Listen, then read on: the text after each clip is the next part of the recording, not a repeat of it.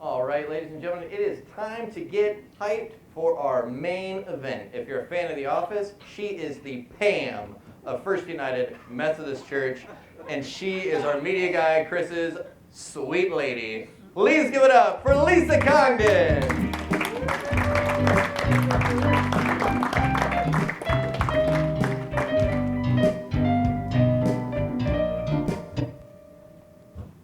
It's quite the introduction. Thanks.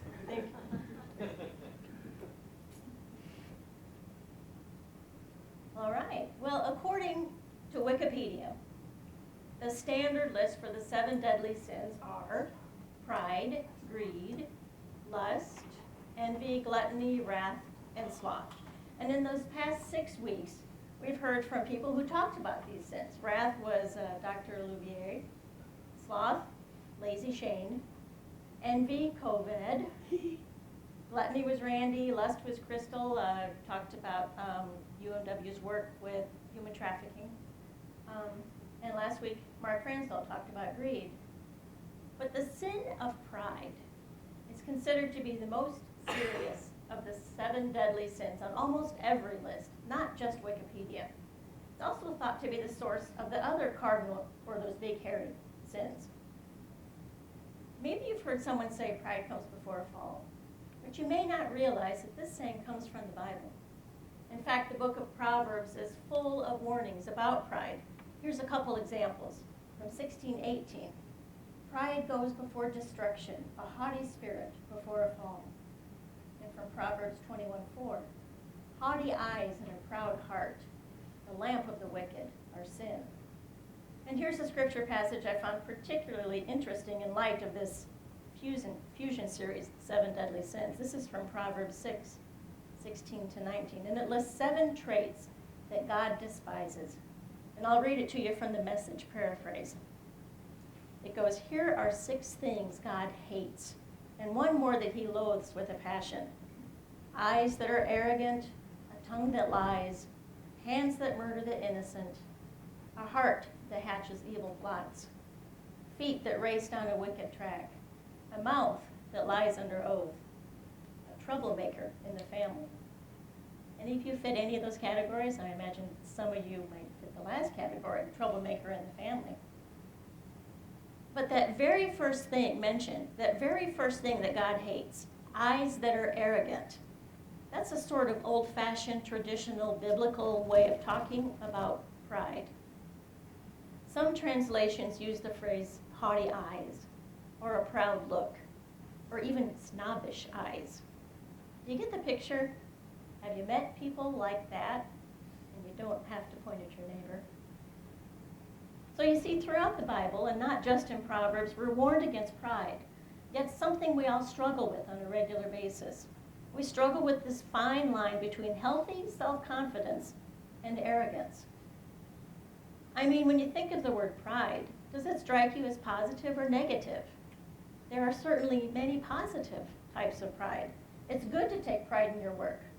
I take pride in my work in the church office, and I think it's a job that suits me well.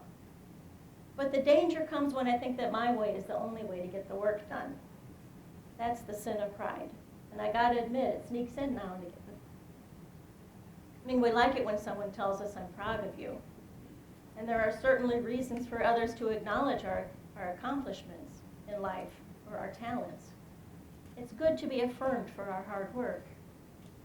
And we all want to live in a neighborhood where people take pride in the appearance of their property. I mean, none of us wants to live by a dump. So there are positive kinds of pride. There's dignity, there's respect and honor. These are traits that we can all appreciate. I think that part of the problem with thinking of pride as a sin is we don't really know what that is. We grow up wanting to make our parents and our teachers proud of us. We are encouraged to take pride in hard work. It's human nature to want to do things, really well, maybe even to excel at something that gives us joy or meaning. And I think this sort of pride is good for our souls. But pride isn't always positive. Pride can also mean conceit, arrogance, superiority. This kind of pride is based on self-centeredness, and that's destructive. difference is found in the word self. For example, others can be proud of the person you are. However, if you believe you are better than others, then you're prideful. Whenever you raise yourself above others, you're acting arrogant and superior. For Christ followers, for believers, God is the only one worthy of our praise. Therefore, if we're praising ourselves, we're kind of treading on dangerous ground. So simply put, we are selfish people. Pride is the sin of selfishness. It focuses the attention on ourselves rather than on God and on others. And selfish pride is especially destructive to our relationships. That's because the opposite of loving others is not hating them, but it's being self-centered. The opposite of loving others is not hating them, but being self-centered. For instance, have you ever refused to apologize because the other person was more wrong than you? Have you ever been in an argument and been so sure that you were right that you kept on arguing until you got the last word in? These are just a couple of examples of how pride enters in and it kills relationships. Pride keeps us from admitting fault or accepting responsibility. And it tricks us into believing that we are better than other people. Additionally, pride separates us from others by making us think that being vulnerable will hurt our reputations. We want to believe that we can do everything by ourselves and for ourselves. Some people need help, but pride keeps them from asking for it. I mean, for Pete's sake, if you're not feeling well, see a doctor. And that goes for mental health as well as relational health too. See a counselor, see a therapist if you need to. Sometimes relationships can be restored by saying a simple, "I'm sorry, I'm wrong." But pride holds one or the other in the relationship from taking that risk of being vulnerable. And the problem with pride is that it's sneaky, and it's really hard to see in the mirror. Pride is one of those things that's easier to see in someone else rather than in ourselves. We can recognize when someone else is acting out of pride, but we often overlook it when it's causing us to act proud. So pride sneaks in, and we don't even realize it until it's already caused us to sin. For instance, we tend to think of people who are prideful as those who are boastful, maybe kind of loud. But pride shows itself in many other ways, quieter ways, such as the refusal to admit being wrong, refusing to ask for help, or to ask for forgiveness. Pride does not simply refer to those who act arrogantly. Pride also speaks to those who hide or disguise their real selves because they don't want others to think less of them. I think it's pride that prevents us from admitting our failures and struggles. Some of you, probably, maybe all of you, know that I've taken on the role of pastor at Washington Chapel United Methodist Church. Now, that's a quarter-time position. They tell me 10 hours a week. And my main task as pastor is to plan Sunday morning worship and to preach every Sunday. But you see, I still have my job here in the church office, and that's definitely full-time. Some days, weeks, or seasons are busier than others in the church office, but there is always some task to tackle. And then there's also that added aspect of the unpredictability of each day. The phone rings and takes my attention from the task at hand to something perhaps more urgent, at least for the person on the other end of the line. An email pops up and I might as well answer it now. Someone comes in to drop off a check or to leave a message for someone. Maybe they need gas for their car. Maybe they just need someone to talk to, and I'm on the front line. And I gotta tell you that this season, this past couple of weeks, and probably through a few more, it's gonna be challenging for me. I have always prided myself on being able to work through that chaos and unpredictability of each day. But this moment, this season, I'm struggling. There's some unexpected out-of-town meetings I've gone to. There's trainings, there's opportunities to serve. They're all good things, but they seem to pile up all at once. These are all good things. They're helpful things. They're the Christian thing to do. But the timing is such that it's happening right now. So I feel that I'm treading water right now at this point. I mean, I'm not going under yet, but I'm aware that I'm at the edge of what I can handle with grace. So for you in this room, I'm telling you now that I'm going to need a little bit of mercy and grace from you and from others for just a little bit. Maybe a few months, because I'm still looking into opportunities for growth as a church leader and what all of that means. So I ask that if you would be kind, if probably, or when, probably, I mess up, just be kind. I guess I can't really do all this myself. So I'm working at this pride sin in my life and keeping myself honest by admitting that I need help. And to be honest, I find it hard to ask for help. Pride is this attitude of independence from God. Do you know why people don't pray? We don't feel a need to sometimes. Prayerlessness is a symptom of pride, of trying to live independently from God. So if you're wrestling with prayer, what you're really wrestling with is pride. One of the other problems with pride is that pride can be competitive. Pride gets no pleasure out of having something. It only gets pleasure out of having more of it than the next person.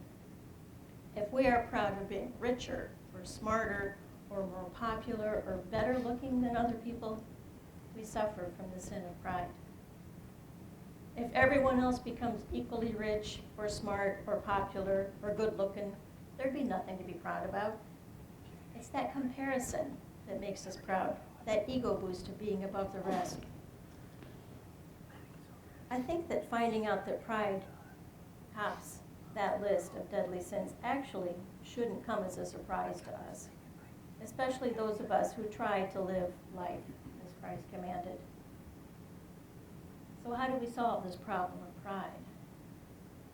I think there's several steps we can take to counteract our tendency toward our self-centeredness. I think one is to recognize and admit our pride. So C.S. Lewis said this about fighting the sin of pride. He said, if anyone would like to acquire humility, I think, tell them the first step. The first step is to realize that one is proud. And it's a biggish step too. At least nothing whatever can be done before it. If you think you are not conceited, you are very conceited indeed. That's what C.S. Lewis says. So he says, you will not solve a problem that you don't know exists, so admit your pride. Another step we can take is to express our gratitude. There's something about saying thank you that takes our eyes off of ourselves and puts them back on the blessings we've received and the people who've blessed us. So when I graduated from college, you and I, back in 1987, I did so without student loan debt. And to be honest, that's something to be proud of.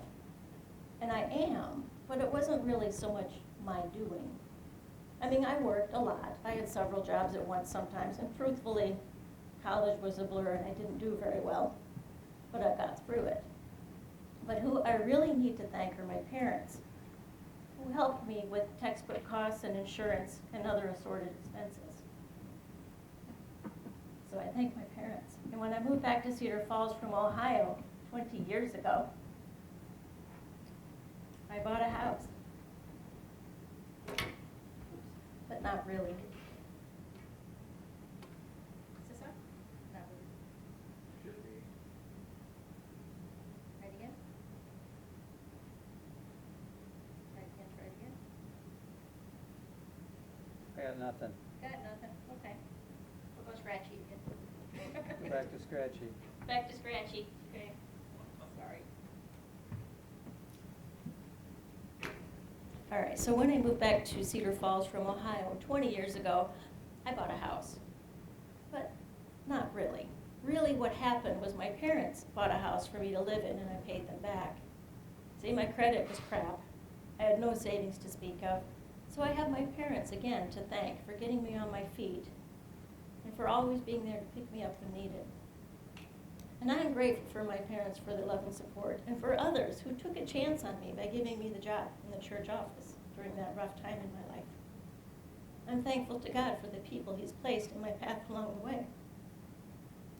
So remember to express our gratitude. And then practice servanthood. A person who's truly great is always willing to be little.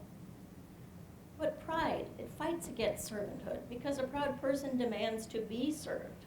Compare this reaction to Jesus Christ. If ever there was one who had the right for his pride to be as big as life, it was Jesus, the Son of God.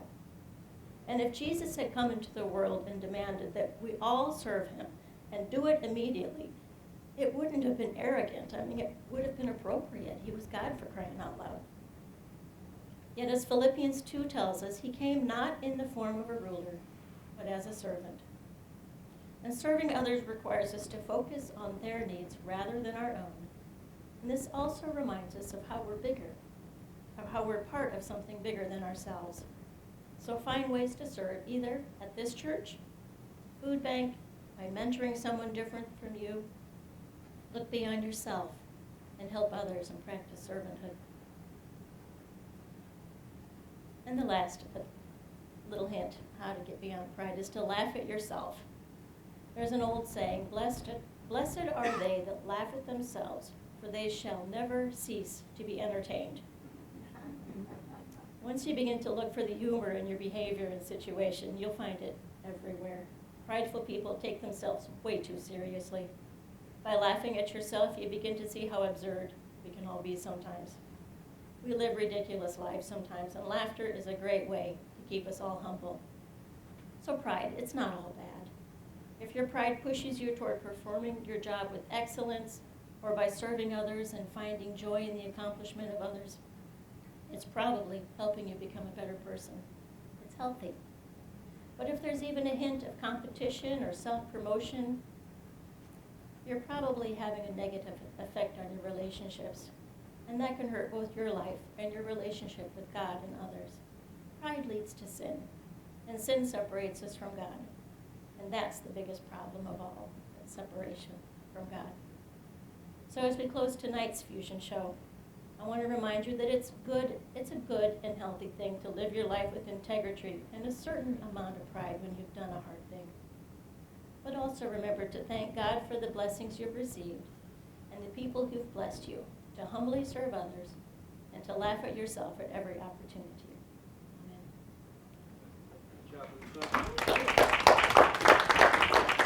Amen. Keep it going for Lisa Congdon.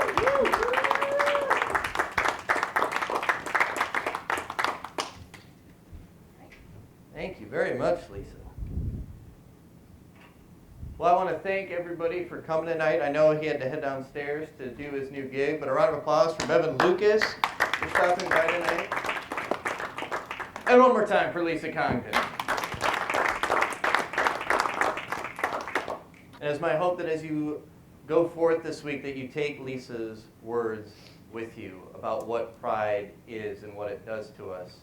The separating ourselves from God, the idea that we can live independently from Christ and that we can do everything on our own. I think Lisa's done a wonderful job of illustrating that we can't and that we shouldn't try and that that's something to be celebrated, not something to be ashamed of. Christ is with you on every step of your journey. Let him in. Pray daily. Lean on Christ. Lean on the people around you. And as you do that and as you build up that relationship with Christ, turn around then and be Christ for one another. Have a great week.